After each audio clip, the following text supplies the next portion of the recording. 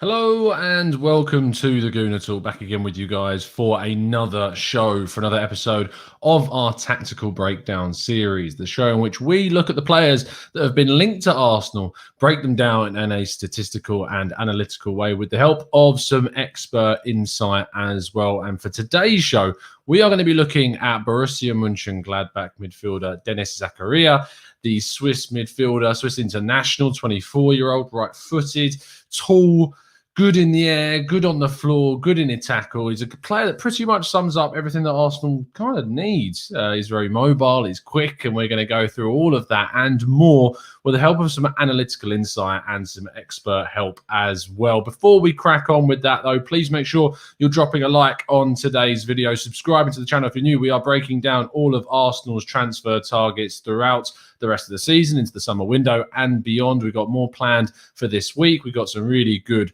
insight coming for you guys on plenty of players that we're seeing gradually crop up and get linked to. If there's players that you think we're missing and we're not getting those links out and you think we should be covering some certain players because you're seeing Arsenal get linked to them, then let us know. You can leave a comment in the comment section below. You can tweet us as well at the Gooner Talk TV or myself at Tom Canton Media. So make sure you get involved. Without further ado, let's crack on with today's show and go through what we're going to be talking about with Zacharia. Of course, we're going to kick off with our expert insight. And for today's show, we're going to go more into kind of the statistical focus, mainly because of time constraints. And there's a kind of a logistical issue around Zacharia that you want to think about, the fact that he has suffered a kind of a serious injury of late.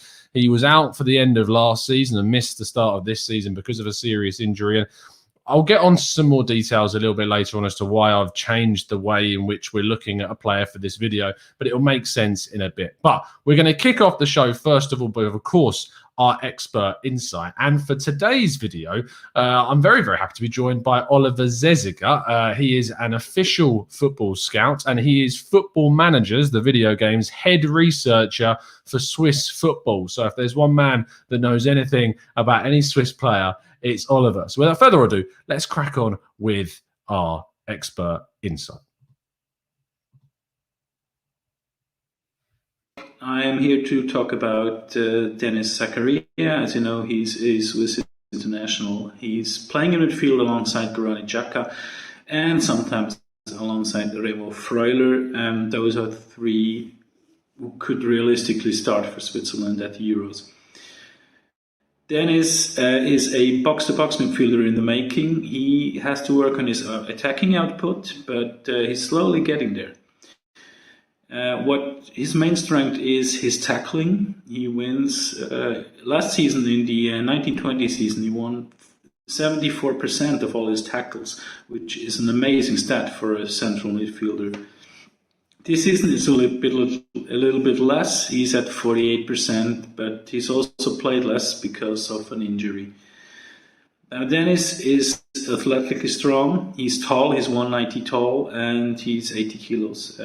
So he has that lanky but still athletic body type. He's also quite quick. He can run for 90 minutes. And that's his main strength because he can put opponents under pressure. What he likes to do is he likes to make deep runs into the attacking third. He has gained a sense of where to run.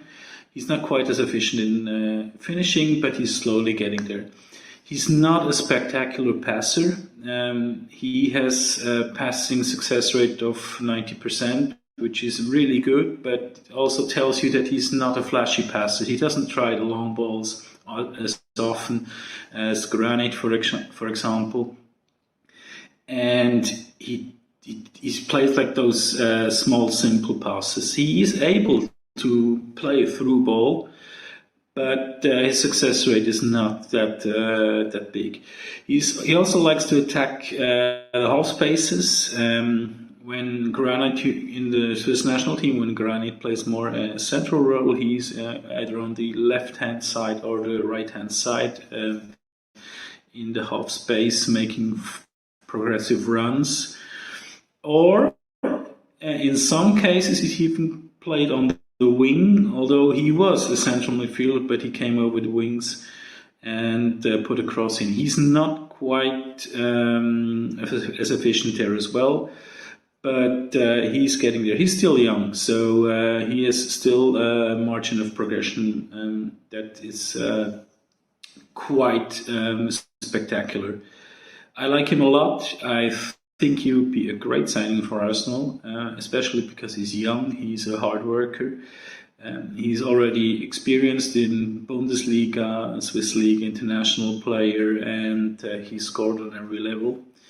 And as I said, his main strength is his defensive side, but he has more upside than that. He's not just a destroyer type of midfielder. He, as I said, is progressing slowly towards becoming a box-to-box midfielder. A massive thank you to Oliver. Of course, you can find him on Twitter in the description at @allit_Z on Twitter. He is an official football scout and the head Swiss researcher for Football Manager, the football game. So he knows a hell of a lot about Swiss footballers. And as you can see there from the breakdown, he knows a hell of a lot about Zacharia as well. We are, of course, looking at a player that, for some people, I think they would look at Zacharia and go, I'm not really sure he's going to be coming to Arsenal. It seems a little bit unrealistic. The links were supposedly exclusively from 90 Min that came out. There's since been kind of reports that have built upon that and said about supposed kind of cash plus player deals, which involve the likes of Granit Xhaka in them. Make of that what you will. I give this kind of deal a solid 6 out of 10 in terms of the likelihood scale, and that's probably being a little bit generous as well. But what's important to remember is that we've seen some deals come out of absolutely nowhere at this club. So that's important to factor in. Let's get back to kind of the actual analysis of the player and the statistical comparison. Now, as I said, I was doing this slightly differently to what we've seen before. There isn't any graphics for this breakdown, and purely we're going to look into the statistics because it took a hell of a long time to break down across 2 seasons. The reason why I've gone across 2 seasons, as you'll see in a moment, is, as Oliver alluded to at the start of the video, he has suffered a major injury to his knee that he obviously kept him at the end of last season and the start of this season.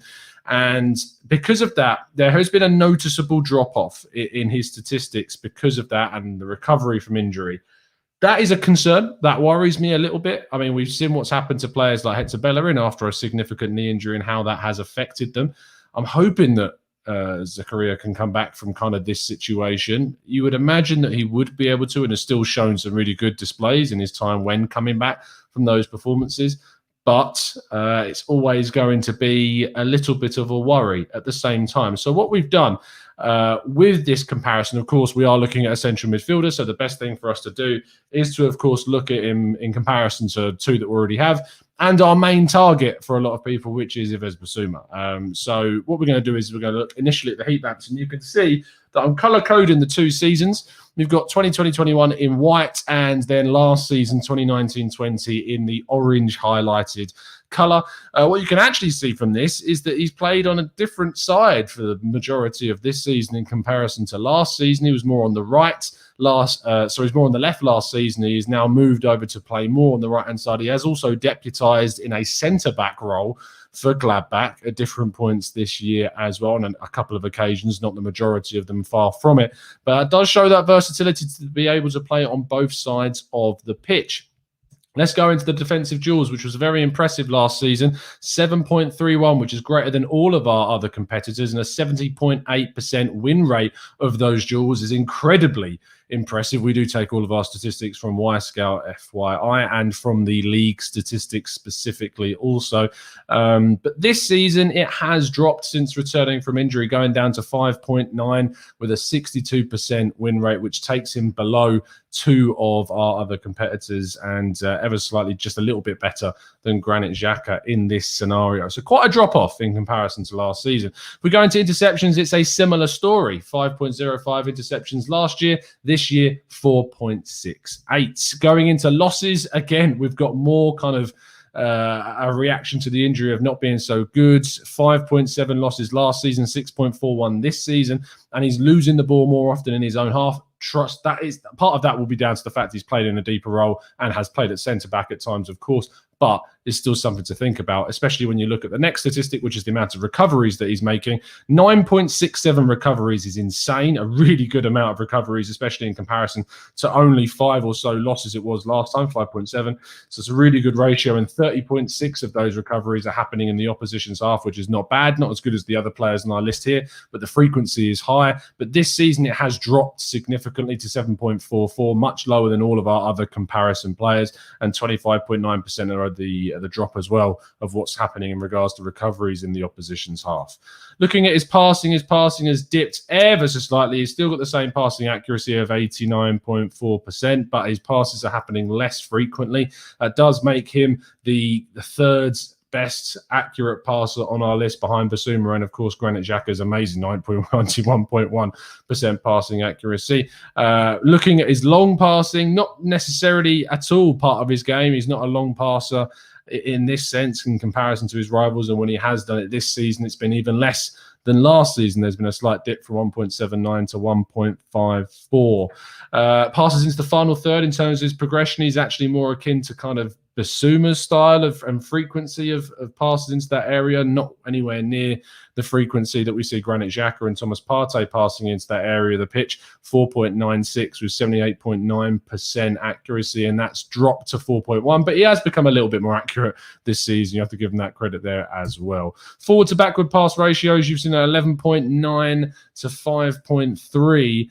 11.49, sorry, to 5.31, which is a very, very good ratio. It's better than Basuma's. It's not as good as we've seen there as Granit Xhaka's and as Thomas Partey's, of course, which is Thomas Partey's is incredible. But that has dropped to a similar ratio to kind of Basuma's this season at 9.81 to 6.09. So he's being less adventurous this season with his passing, but he is still, of course, as we've mentioned, coming back from this injury.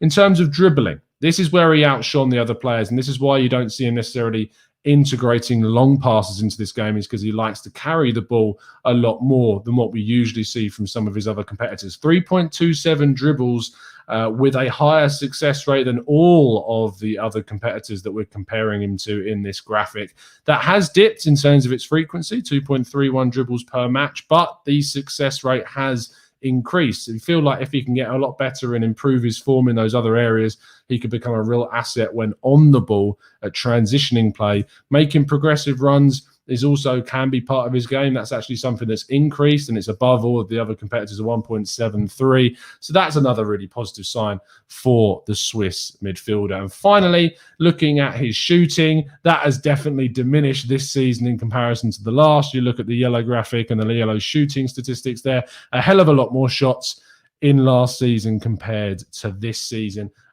He has barely taken a shot in these games so far as well. It's very difficult to obviously analyse a player that's come back from a very serious and long-term injury. But what you should take from this is a player that's got a hell of a lot of potential. And when he is on the top of his game, he is an unbelievably good player and can be a transformative figure in the midfield.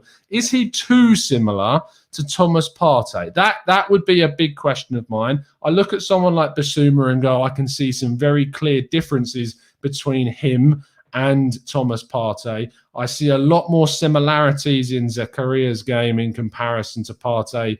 I think that might be a little bit of an issue, maybe. I mean, who can complain about having too many Thomas Parteys in their team? But I just feel like we need someone a little bit more disciplined than maybe Zacharia is. He is playing kind of that deeper role right now, but as Oliver said in our expert insight, is someone that will gradually progress and become more involved in a box-to-box kind of role, which is kind of the future that I see for Thomas Partey at the club when we add a more defensive-minded midfielder to our team. So I'm not sure if he's the right choice. I think that maybe a Basuma suits Arsenal's kind of needs and wants a bit more. But if Arsenal were to go out and sign him, I certainly wouldn't be complaining whatsoever. He's versatile in regards to his positioning on either side of the pitch. He can even cover at centre-back and has done this season. He's 24 years old, which means he would hold a hell of an amount of resale value were we to ever sell him on in the future, were we to get him. But that does mean that he'll have a significant fee, other than the fact that his contract does run out next summer. So with the fact that he's got 1 year left on his deal, maybe that would fall into Arsenal's hands in terms of negotiating a new contract, or negotiating rather a contract with Arsenal. That could fall in their favour. So that's certainly something to think about. That can kind of rounds off our statistical analysis, which brings us to the last part of the show, which is, of course, getting your thoughts and your feelings in our live chat box. If you aren't tuning in for some of these live shows and you're thinking, my God, I wish I could get my opinion across on these tactical breakdowns, you can. Make sure you follow us on Twitter at the Gooner Talk TV and turn those notifications on the tweets, and you can be told when we're dropping these videos live. I let you know in easily an hour minimum before they drop live, so you can get involved. So people that have tuned in live, first of all, welcome. Good to see you in here, people. Third show of the day, as of course you joined us earlier on with me and Lee Judges, or you join us for our 8 a.m. shows as well. Thank you so much for the continued support. It's been amazing seeing the feedback so far. The real Janice, our Mr. Super Chat man, says plan A, B, C. It's good to know we have some options. Well done, Tom. Thank you. Hashtag TGT gang flying fish. Yes, our flying fish gang are flying the flag of TGT very well. If you don't know, you don't know. If you know, you know. In regards to that, join up as a member and help support it, and you can find out. Davin says Zacharia is a workhorse with very good technique. I can see him going to big clubs which play in the Champions League and not necessarily Arsenal included in that. Omar says, I would prefer Bissouma. He's Premier League proven. Matt G says, if a 50 million bid came in for Partey, would you sell? Are you mad? No, of course I wouldn't. Wilson says, yo, Tom, I hope that you are staying safe and doing well. I am. Thank you ever so much. And Douglas, as he says, smash the hell out of that like button, people. Very ever much appreciated. Ansgar says, I don't want him really. He is good, but there is better and also Premier League proven talent out there. Go for Neves or Bissouma. I do obviously get a little bit, I don't think frustrated is the right word. Maybe it is. But when I see people not necessarily turning their noses up at players of the quality of Zacharia, it does make me think, where do you think Arsenal are? Like, where do you think Arsenal are as a club right now? Because we are in the lowest point in my supporting life.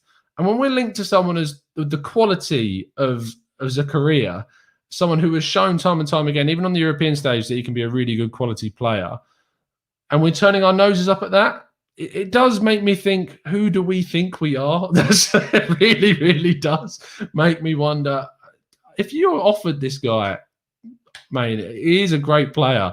I think it would take a hell of a lot to try and turn that down. I think he would ultimately look at Arsenal and think, is that the right move for me? And there'll be plenty of other clubs looking at him beyond Arsenal as well. Wilson says, I prefer Bissouma because he is disciplined and Premier League proven, to be honest. We need to be real. AK Zacharia is Bissouma and Partey in one player. He's got the strength, size, ball-playing abilities and reading of the game to thrive as well. Ismail said he's definitely an upgrade on El Neni and Ceballos. I would argue that he's in competition with maybe Granit Xhaka. I did have a chat with our good friend Drew, our Bundesliga expert, this morning. He feels he doesn't even get in the team over Granit Xhaka right now, which is very interesting. I know a lot of you will disagree with that, but a very interesting take on that situation. GK says City didn't become the quality squad they have because of Premier League talent, which is not a bad shout. They've gone out and they've got plenty of players from abroad. What I would say, though, GK, is that they have also gone out and got plenty of Premier League proven players as well. Kyle Walker, etc., Riyad Mahrez, John Stones, the list goes on and on and on. The amount of players they've brought in from other Premier League clubs. So it's a balance of both, and I think Arsenal have rested too heavily on the foreign market and do need to maybe target more Premier League sides and Championship sides too, if you're looking at the likes of Buendia, although has now got Norwich promoted, of course. Thank you, Wilson, much appreciated, mate. Hemant says, how much do you think he would cost? He's got 1 year left on his deal. He's 24. He's a very good player. I think you'd be looking in the region of 30 million plus for this guy, to be honest. He would garner a lot of interest. I think there would be competition for his signature. If he was on a long-term contract, I think he'd be costing you a lot more than that. But the fact that he's just got that 1 year left on his deal, you might be able to get more of a more reasonable figure negotiated with Gladbach for this deal. You've also got to factor in that there's a pandemic at the moment as well, and that will affect how much money the German clubs want to accept for their players. Davin says, I prefer for a more strategic midfielder, someone like a Kimmich. JD that says that Sander Berg's release clause has gone down from 40 million to 12. I mean, if that is the case, I would be very shocked if Arsenal didn't try something. I mean, you got the option to get Sander Berg and a Bissouma which is not a bad shout by any stretch of the imagination. Davin says there were rumours that Bayern would go in for him as well. I mean, that in itself tells you how highly rated that he is. Mitchell says, do Arsenal have any competition for him? Yeah, I think they do. I think Partey and Xhaka and Zacharia, I think they can play as a 3. I think they could play arguably in different combinations. I think they work well together. Zacharia and Xhaka obviously have played together in the Swiss national team. In fact, Xhaka has sometimes kept Zacharia out of the Swiss national team, which is a compliment to him. He performs exceptionally well for Switzerland. So that's something that you need to think about. Ansgar says, as always, great show, Tom. Thank you so much. Smash the like button, just like Tom smashed my dream of keeping Guendouzi. Sorry, mate. Tang Wang says, we need someone in the mould of Kante's mobility and tackling, as well as Fernandinho's physicality and positioning. Interesting. Maybe you should look at someone called Denis Zakaria. Mobility, strong tackling, physicality, intelligent on the ball. Literally talking about what you are asking for, Teng Wang. So there you go. Ismail says, I'd love Ruben Neves. He's got to be £45 million, though. That is going to be the biggest sticking point for someone like him. Let me know if you've been watching on Play about what you think about Denis Zakaria in the comment section below. And if you have been watching us live, please make sure you also still jump into the comment section to give your final thoughts and your long-lasting thoughts, and stick around so other people can get the debate going in the comment section as well. I'll be back with you guys tomorrow morning for the 8 a.m. transfer Arsenal news show. Those 4 words in a random order. And we'll be back discussing all of that latest Arsenal news. There'll most likely be another tactical breakdown for you with another player in focus as well tomorrow. So make sure you've got all of that. What I will say is, of course, Arsenal are playing tomorrow. It is a Wednesday. I work Wednesdays 3 to 11 at night. I may do a show at 11 p.m. if I really am going to be that crazy. But we'll see. Fingers crossed there'll still be a raw reactions after the game. It just might be a little bit later. But thank you so much, people, for tuning in. Really appreciate all of you as always, because it is always a pleasure to put these shows on for you. And I really appreciate all of the kind comments and tweets and everything that you show us here at TGT. I will see you again very, very soon. And as always, up the Arsenal.